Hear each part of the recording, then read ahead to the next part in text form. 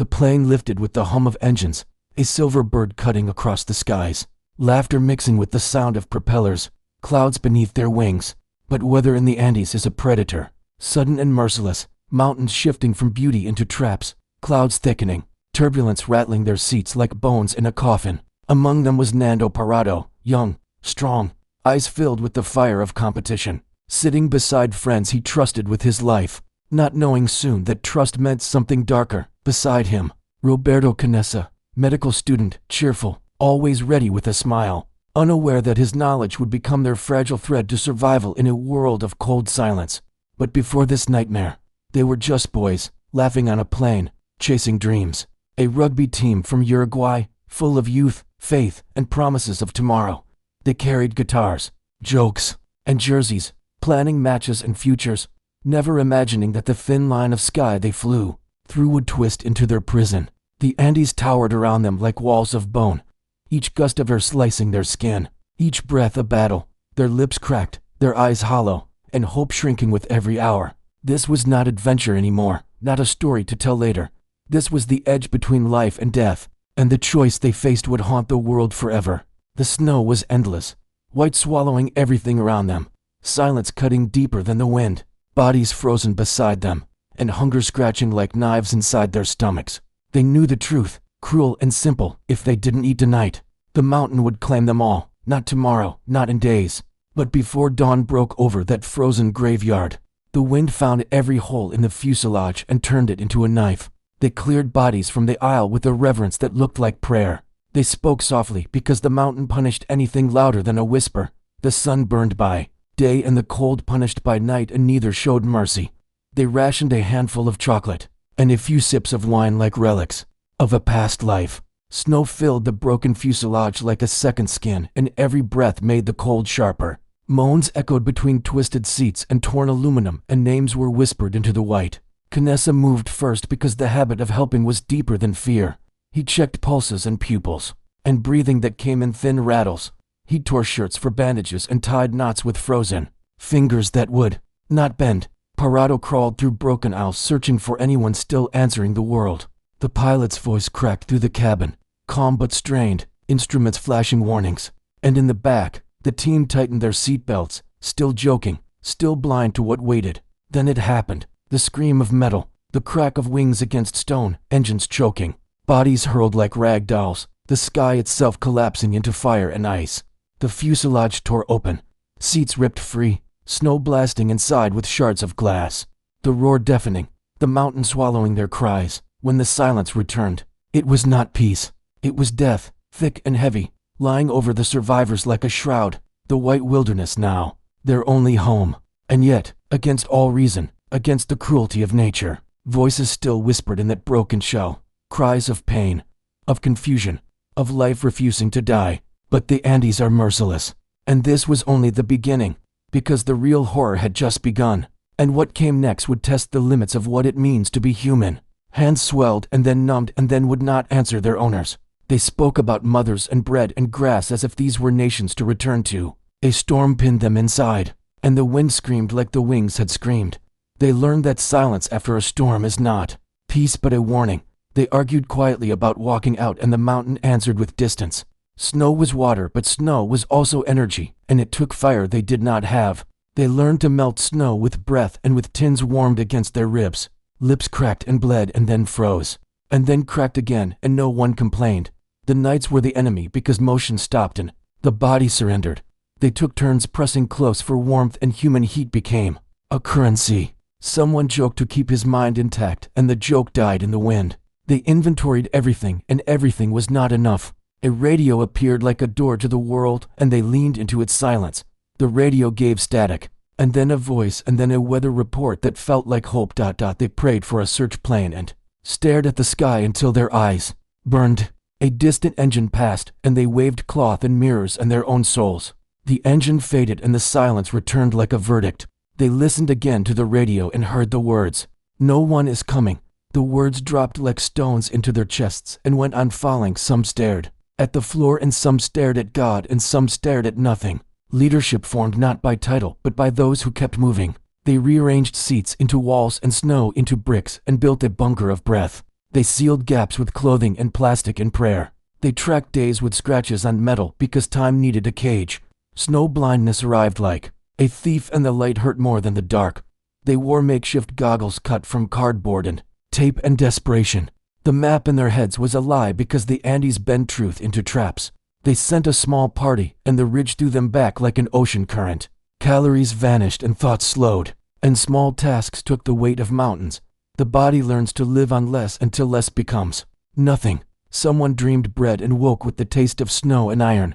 Someone else dreamed summer and woke to a winter no calendar could hold. Faith took forms that were simple, like counting breaths until morning. They told each other stories to build fires inside their skulls. The word home turned into a medicine they measured in syllables. One night the sky cleared and the stars looked close enough to bruise. They named constellations and pretended the world could still see them. They listened to the radio again because pain returns to rituals. Static and weather, and a far voice pronouncing the search suspended. The sentence hung in the air and did not melt. After that night the chocolate became memory and the wine became myth. Hunger shifted from a complaint to a law. They spoke around the thought they feared and the circle grew tighter. Knessa said the human body is matter and matter can keep matter alive. The words were careful and heavy and no one met his eyes. Parado stared at the snow and heard his mother and saw his sister. He understood that love sometimes wears a face that mercy does not recognize. They argued and then stopped arguing and breathed and then nodded. They chose reverence over horror and gratitude over taboo. They whispered names and blessings and the wind carried both away.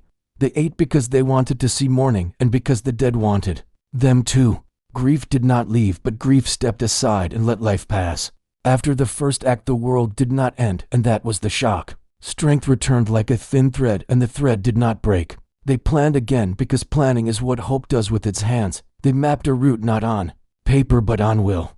They trained by walking the aisle and lifting dead weight that felt like tomorrow. They chose who would go because not everyone could and not everyone should.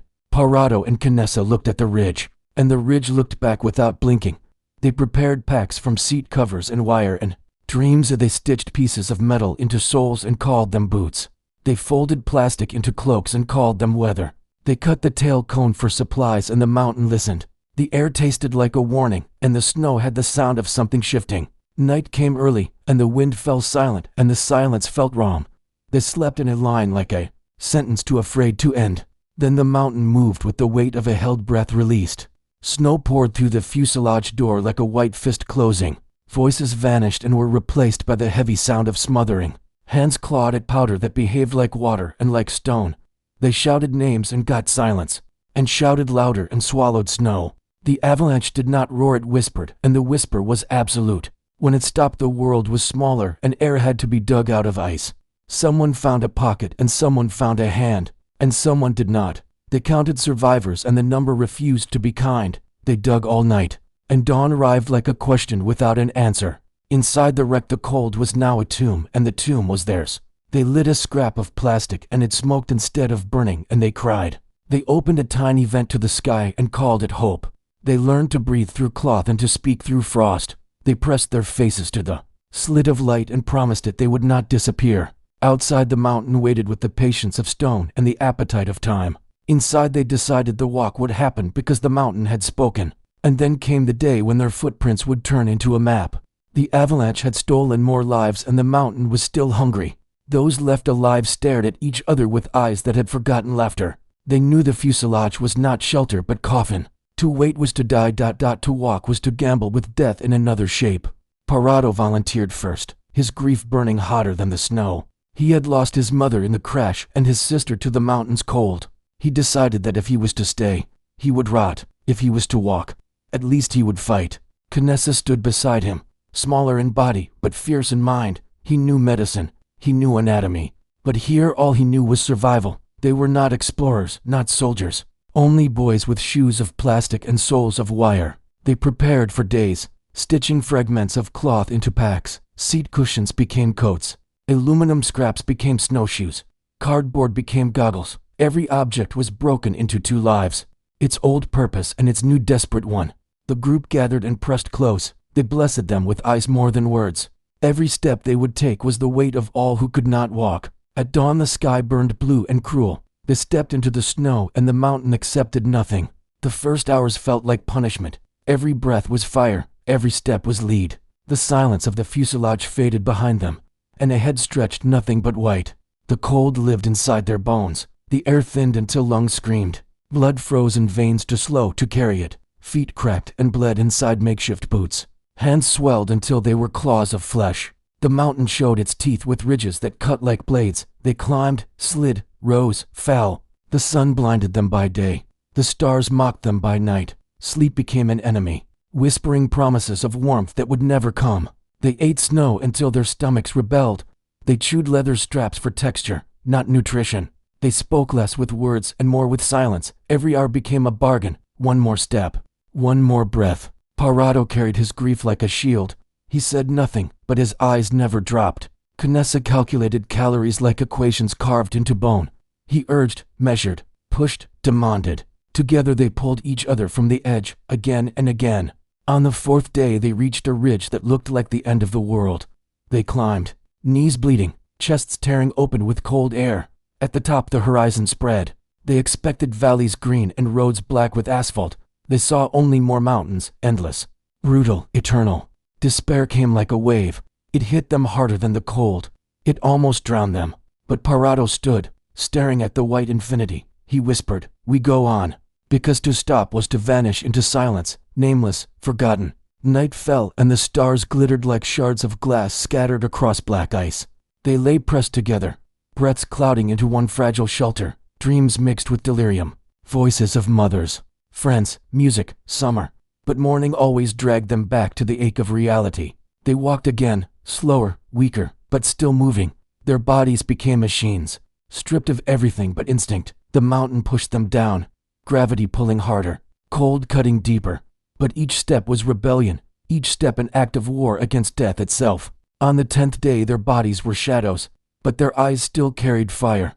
Then they saw it, a dark line against the white, a valley that broke the monotony, and in that valley, a figure moved, distant, unreal.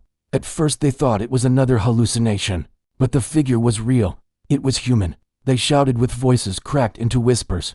They waved arms that weighed like stone. The figure turned, stared, and disappeared into the distance. For a moment they feared it was gone forever. But soon, another figure appeared, closer, clearer, and then hope, fragile but alive, returned. Because in the heart of the Andes, after 72 days of horror, the mountain had finally answered. But the rescue was not yet certain, and the price had not yet been paid. And what came next would decide if the story ended in life or silence. The figure in the valley did not vanish. It moved with purpose. Cautious steps across snow that swallowed sound. Parado and Canessa shouted again, their voices breaking, their throats tearing. The man paused, lifted his head, and stared back across the abyss. It was real, a shepherd, wrapped in wool, his eyes wide with disbelief. In his world, the Andes were a graveyard, not a place for living men. And yet, here were two ghosts, walking, crying, begging the mountain for mercy. They scribbled a note on paper torn from a book, hands shaking, words carved with desperate urgency. "We are survivors of the plane crash. Please, send help." They tied it to a rock, threw it across a stream roaring with snowmelt.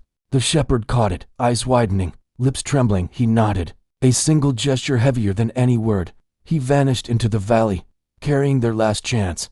Behind them, silence returned, but silence now carried a pulse of hope. Days bled together, but hope was louder than hunger. They lay in the snow, waiting, whispering prayers into wind that might carry them home. Their bodies wanted to quit, but their eyes clung to the memory of rescue. And then the sound, not the wind, not the silence, rotors, choppers beating against the sky, a thunder no storm could imitate. The valley filled with sound that tasted like salvation. Helicopters hovered, blades slicing the air, scattering snow into blinding storms. Men jumped out, boots sinking into powder, eyes searching for the impossible. And there they were, two skeletons wrapped in rags, smiling through broken lips. Back at the fuselage, survivors clung to each other as the mountain trembled with noise. The rescuers arrived, faces masked by goggles but eyes wide with shock. One by one, the living were lifted from the grave that had held them 72 days. The machine of death that was the Andes was finally breached by human hands. They returned not as heroes but as remnants of a war few could imagine, their bodies scarred, their minds fractured, their souls older by centuries. The world gasped when it heard the truth. The choice they had made to live, the choice that defied morality, but honored survival. Some praised them, some condemned them, but none could deny them, because they had stared into the abyss and refused to let it close over them. Some praised them, some condemned them, but none could deny them, because they had stared into the abyss and refused to let it close over them. Years later, they still carried the weight of those mountains in their silence, the taste of snow, the sound of silence, the eyes of the dead that saved the living. Survival is not glory. Survival is not triumph. Survival is the price of refusing to disappear. And in the Andes, they paid that price in full. They came back alive, but they never came back the same. So when you look at the mountains, remember.